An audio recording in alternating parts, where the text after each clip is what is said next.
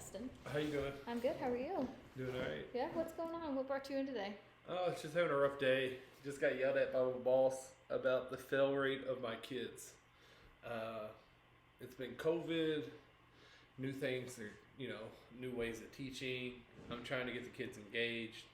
Uh, I try to develop lessons that are engaging. Mm-hmm. I track kids' progression. I see what they need. I reach out through email like multiple times a week, Mm-hmm. and the fail rate's still kind of high, and I understand that. And we're getting toward the end of the year, and now they're really like, how can this happen? And I didn't really have a good answer, and I just felt really embarrassed because I feel like I don't know what I'm doing. I tried everything I possibly could think about doing, and obviously it's not seeming to be working, Mm-hmm. and it's just frustrating. I just feel like I am just don't understand how to teach now, Mm-hmm. especially with COVID, and how I could get kids to pass my class at a higher rate. It's just one of those things that are real frustrating. I've never had this happen before. The COVID thing is really throwing everything off the Yeah. NTI. So, your boss scolded you Uh-huh. about your fail rate. What do you believe should have happened instead of her scolding you? Well, I don't know. Like, I feel like the district should have, I don't know, made better policies Mm-hmm. or ways for us to teach before we got here. To COVID over the spring, they just allowed kids not to do any work, Mm-hmm. and they set a standard that I think kids are just following, because even the kids that did zero work in the summer still passed on, and I feel like those are still carryovers for what's going on right now, Mm-hmm. and kids just have it in their head that they don't have to do any work, Mm-hmm. and they'll still pass. Like, the district's still going to pass on. Right. I work with my PLC group each week. We come up with essential standards. We develop, lesson plans, Mm-hmm. and it went from your lesson plans could be a little easier into a little easier, and now I barely feel like I'm even teaching. Mm-hmm. It's more like they just show up, and as long as I mark them present, they get points for being in my class. And then if they do barely do work, they're not outright telling me that kids should just pass on, but it's kind of like one of those things where it would be a lot easier if I would have just made up a way to get these kids to pass. Right. I'm not trying to be too hard. I'm just trying to hold kids accountable. Mm-hmm. And it's frustrating that when you try to hold kids accountable, that now you're the bad person Mm-hmm. because the kids won't do the work. Okay, so let's circle back for a second. We started off by talking about how you had a rough day at work because your boss scolded you for a number of kids that were failing.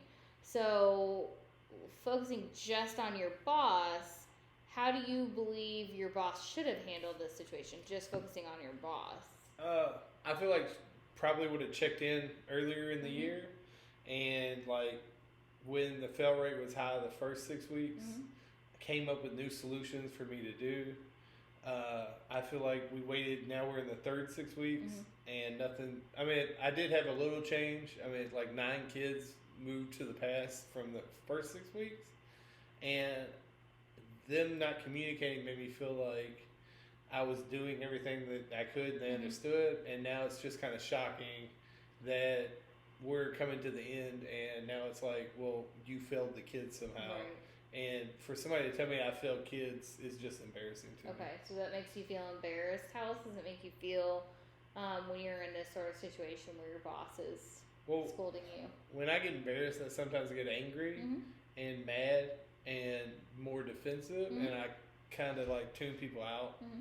and I don't really hear what people say after they give me like negative feedback, Mhm. and I know it's a problem, but it's hard to think that you're doing things right, and then for somebody to tell you, oh, you're doing it wrong, but then not suggest anything that I should have been doing. Mm-hmm.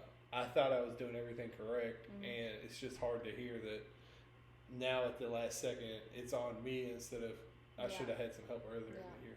So you felt anger as well as embarrassment with the situation. You were angry at your boss. Yeah. You felt like she should have communicated with you way before she did. Yeah. And because she waited too long to communicate with you, you became embarrassed because you were called out in front of everybody else about the number of kids that were failing. Yeah, I mean, I've been teaching for 7 years, and I'm new to Wagner, so I don't know all the procedures that they do. And with COVID, they created even more procedures. And earlier in the year, I followed the procedures, and I referred all these kids. And then the next day, I had a "we need to meet" email, and they basically told me that, why did I refer so many kids?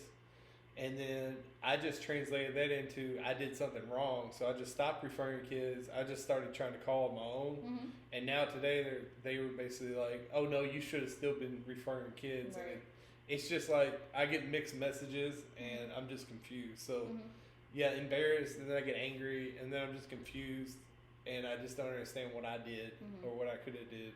So it kind of seems like your belief about these sort of situations is that anytime you feel like you are backed into a corner or embarrassed, that it's being projected on you from another person's perspective. Yeah. Does that make sense? So your belief is that my boss should have communicated with me beforehand, and if she had done what she was supposed to do, then I wouldn't be in the situation that I was in at all. That's the belief. Okay.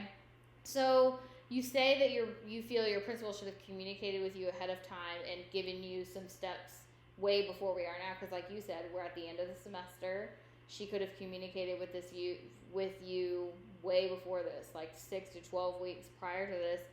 Did she write you up at all for failing kids? No, I didn't get wrote up. It's just more of like I disappointed her somehow, and I don't like disappointing people. Like, it hurts sometimes worse to like think that I let somebody down. Did she tell you that you disappointed her? Not to me, and not in her words, but Did she act like you disappointed her?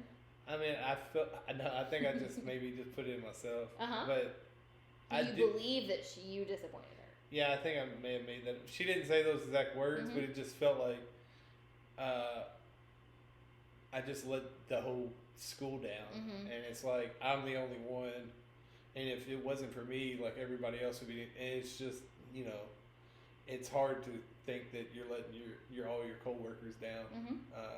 So I think she didn't say any of that, but I could just like insinuate, and I just started feeling that way, like I was letting people down. So if she didn't write you up and she didn't give you a bad evaluation, she didn't flat out tell you that she was upset with you or disappointed with you.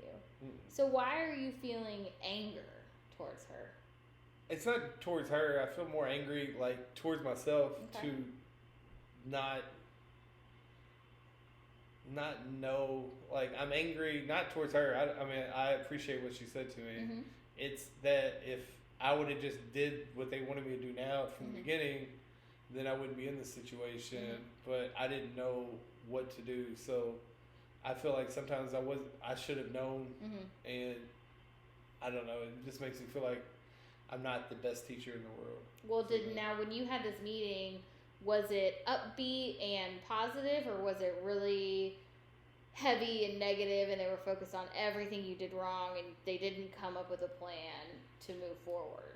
No, it wasn't heavy and negative. It was just they talked to me, and then they recommended a few things that I should do, and I don't know. I don't take like negative attention very well. I bottle it up, or it makes me feel absolutely horrible, and that's just something that I've developed that I need to learn to work through from when I was a little kid. And I'm a people pleaser, and when I think somebody doesn't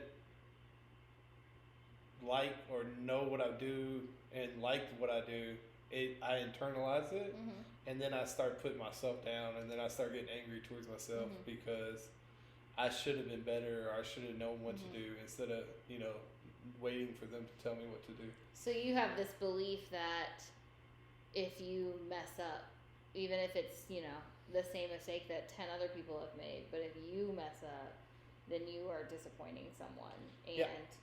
you're embarrassed by that. That's your Yeah, I feel like that I'm the only one messing up, Mhm. which they told me I wasn't, Mhm. but I just felt like, I'm the one messing up the most. right. Okay. And it's just, that turns into embarrassment, and then I get Mhm. angry, and then I like internalize it, Mhm. and I kind of shut down. Well, I think it's okay to feel embarrassed or even a little bit disappointed by this situation. And nobody likes to be singled out or feel like they're called out in front of an entire staff of people. But like you just said, you weren't the only one that made this mistake. So those are emotions that are okay to feel. But I would maybe focus on taking that sense of embarrassment and use it to your advantage and turn it into a positive. So moving forward, did they give you a plan for how to help kids not fail next 6 weeks? Yeah, I mean, they gave me a plan, Mhm. so we're gonna work on that. I don't know. I'd rather there was like things I wasn't doing, and they Mhm. didn't point out anything that I was doing that Mhm. was positive. And I feel like I've done a lot of positive stuff, Mhm. and it's just all like you did all this bad Mhm. stuff instead of saying, "Hey, we know it's hard. You've done Mhm. all this stuff. You write lessons. They're really great." Mhm. But somehow the fail rate's still Yeah. like they didn't ease it in. It was just basically I let everybody Yeah. down by the fail rate being too high. Well, if you're feeling this sense of lack of appreciation, maybe moving forward you can follow the steps that they've given you and kind of, actions speak louder than words. Prove to them that, you are worthy of that sort of acknowledgement. Mm-hmm. And not everybody works that way. Not everybody works off of those words of affirmation. So Yeah. maybe that's something that moving forward, if you communicated with your principal and explained to her, these are some things that motivate me and these are some things that I need Mm-hmm. to be successful, I think it would just be a matter of communicating with her and then Okay. you show her that you can grow. Yeah, I can do that. So now looking back, knowing that you felt at the beginning like you were a little bit angry, a little bit frustrated and embarrassed with your principal for calling you out and not communicating ahead of time how to prevent these kids from failing. How are you feeling now? I feel better now. I mean, I took what they said and I like worked it out, and I do realize that I made some of the stuff up in my head, and I put a lot on myself. At first, I was just really embarrassed and upset, but now I've calmed down as the days go on. Yeah. Okay. Well, that's good. I'm hopeful that moving forward, you can use those sort of situations and those emotions to focus on positive ways to change and positive ways to grow. Yep, I'll do It's that. a great session. Thank you very Yeah. much.